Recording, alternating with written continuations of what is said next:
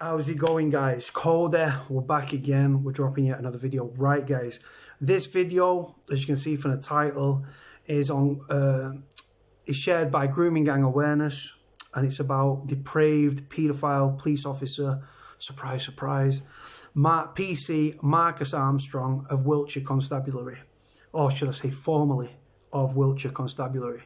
Dirty, depraved pervert.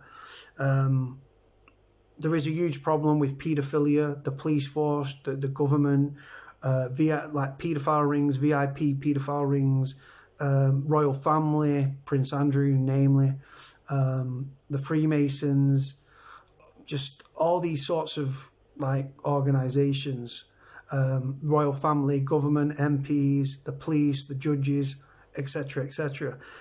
Let's get into this story, guys. Picture at the start, as you can see, link in the description below like you always do. Headline reads: a depraved and perverted police constable who amassed a collection of hundreds of indecent images had to call the police station after detectives arrested his brother by mistake, a court heard. Marcus Armstrong's stash of vile abuse images including pictures of babies, and he had searched online for abuse of pre-teen children. The 38-year-old admitted possession of indecent images of children. He was sentenced to 12 months imprisonment, suspended for 2 years. I'll come back to that. Wiltshire police said Armstrong had been suspended as soon as he was arrested. Deputy Chief Constable Paul Mills said, "No one is above the law." Last week, Swindon Crown Court police had gone into his home in Hayden Wick in June of 2018 after intelligence suggested child sex abuse images were being downloaded by someone living there. Prosecutor Tessa Hingston said Armstrong's brother Wayne was initially arrested. When he learned of his brother's arrest, Marcus Armstrong called the police station and told detectives he was the one who had downloaded indecent images. It's clear they were images of children as young as babies. Babies, Miss Hingston said. When he was interviewed by police, he claimed he had not gained any sexual gratification from the images. Evidence from the man's computer showed he had searched for hardcore images involving pre-age youngsters. He had downloaded a specialist application to delete the images from his computer, although he said this was because he no longer wanted them on his devices and not because he was trying to evade detection. Armstrong of Frome Road, Trowbridge, pleaded guilty to 3 counts of making indecent images of children. They included 146 images in Category A, the most serious, 143 in Category B, and 169 in Category C. Armstrong was given a 12-month suspended sentence for 2 years in order to complete 150 hours of unpaid work and 30 rehabilitation activity days. Judge Jason Taylor, QC, said, "You are a cog in the whole machine, and without people viewing the images, these images wouldn't be made." Wow. Wow. Fucking. So the first off, they arrested his brother by accident. Is his brother his twin? If not, serious questions have to be asked. But again, the police, like I said, they fuck up all the time, turn a blind eye, or simply make mistakes. For me, more about turning a blind eye. He had to ring the police, the nonce, right? Just think about it for a minute, right? These images were on his device. It could have been on his phone. He's out of the house. His brother gets nicked, comes back, and there's paperwork from the police for a search. He could have then deleted or got rid of that phone, which would have deleted and got rid of evidence. If you destroy that evidence, the police are like, well, we know it was happening here, but we've not got any proof, so you're going to walk. But the police, obviously, they must have got his laptop or whatever, and there was hundreds of images. A police officer, guys, a serving policeman of Wiltshire Constabulary, right? And he's downloaded these images. This is a man that's above the law, because for me, police officers are above the law, right? And then did he get these people these nonces seem to get into positions as teaching assistants, as teachers, as fucking social workers, as care workers. It's like they want to be around vulnerable people, so they think, you know what, I'm attracted to kids sexually. So they go for a job where they're in a position of trust, so they can abuse their power. But like I said, this one, he didn't abuse his power in the sense of he did it to a victim of a rape or something like that. That'd be bad enough. But by downloading these images, right, you're fueling the cycle of demand. Imagine it's like the drug trade. It's all about supply and demand. If there was no demand, there'd be no supply. With these images, sadly and tragically, the same concept applies. By people wanting to view these images, right, it fuels across the world countries where, again, the age of consent comes down dramatically. Here in the UK, the age of consent is 16. Anything below that is classed as statutory rape. In other countries in the Middle East, Cambodia and such, I believe the age comes down again dramatically. And again, even in these countries where the age of consent has come down, these people still abusing children sexually, physically. And like I said in the last video, the damage that it does to these children, because like I said, I was abused by someone that lived local to my mum and a stepdad, right? It fucked me up for life. Emotionally, psychologically, it's like a life sentence, right? I still can't form emotional attachments with anything or anyone because of what I went through when I was a kid. I didn't turn to drugs or drink like a lot of people do to deal as a coping mechanism for what they've been through. My thing was violence. That's how I dealt with it. Violence as just an outlet. But these people that have been through child abuse, not just here in the UK, but across the world, they have problems forming emotional attachments. They drink, they take drugs, they might self-harm, they might attempt suicide, or sadly and tragically might be successful in suicide and take suicide as a way out. This is the world we're living in. But like I've said, there's definitely a problem with paedophiles in government, courts, judges. Look at the judge. Give him a 12-month suspended sentence for 2 years.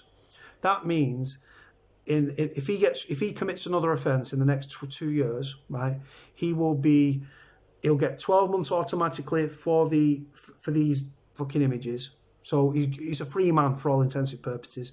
If he gets caught in the next 2 years committing any sort of criminal offence, doesn't matter what it is, it could be assaulting someone, could be public order, could be taking a car without the owner's consent, whatever it is, he's charged.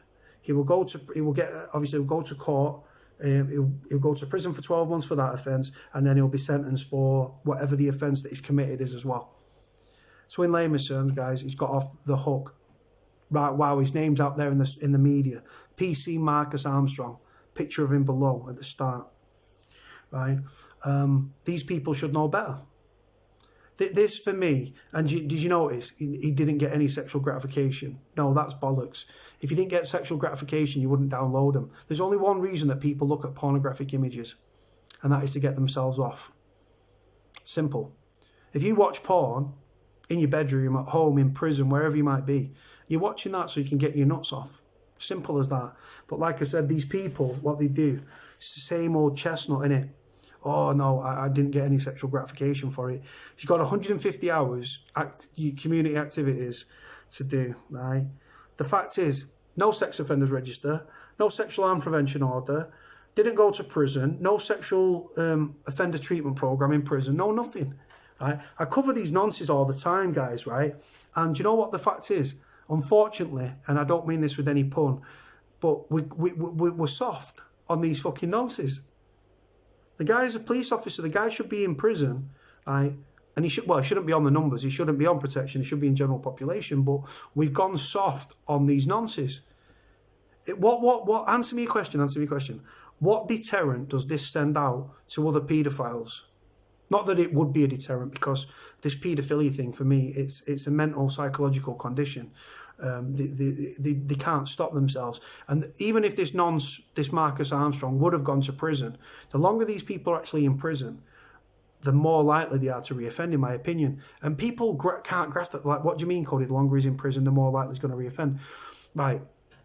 This is a man that if he had a bird, 18 years old, spread eagle on the bed, wouldn't do anything for him.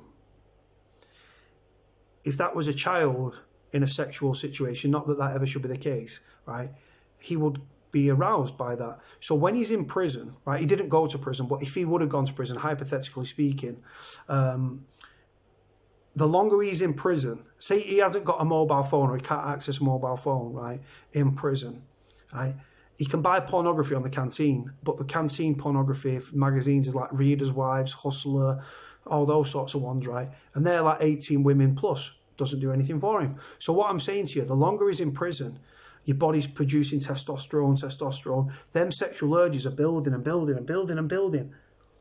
Then you cut free. And that's why you see so many sex offenders going on to reoffend. They do these sex offender treatment programs. I remember doing a video. If you Google Cody Lachey, like paedophiles fucking stories that I've covered, right? Horizon and shit like that, and a discredited sex offender treatment program, which actually led to more offending, right? You cannot train these people out of it. Oh, well, I remember doing a story about these nonces, right? I can't remember what prison it was in. And they did an interview on the radio, and they actually said to the journalists that the sex offender treatment program actually aroused us.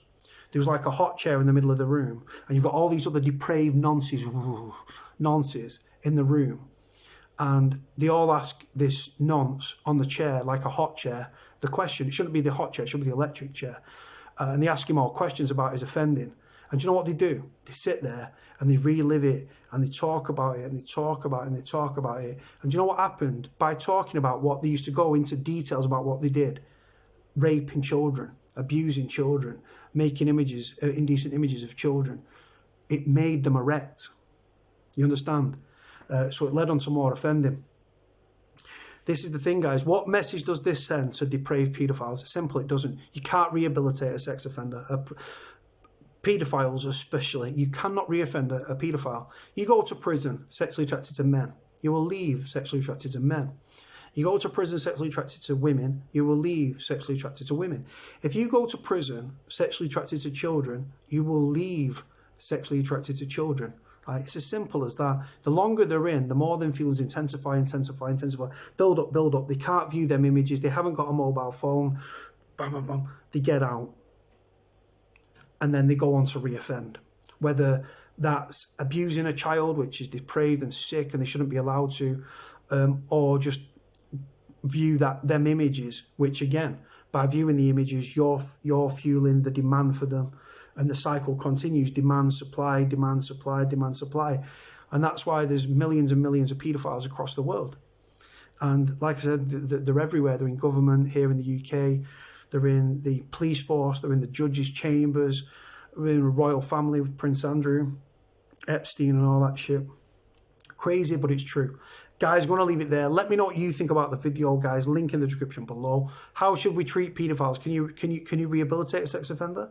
Some people might say yes. Some people might say no.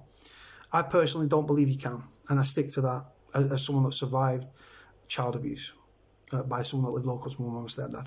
Leave it there, guys. Like, comment, subscribe. Cody out.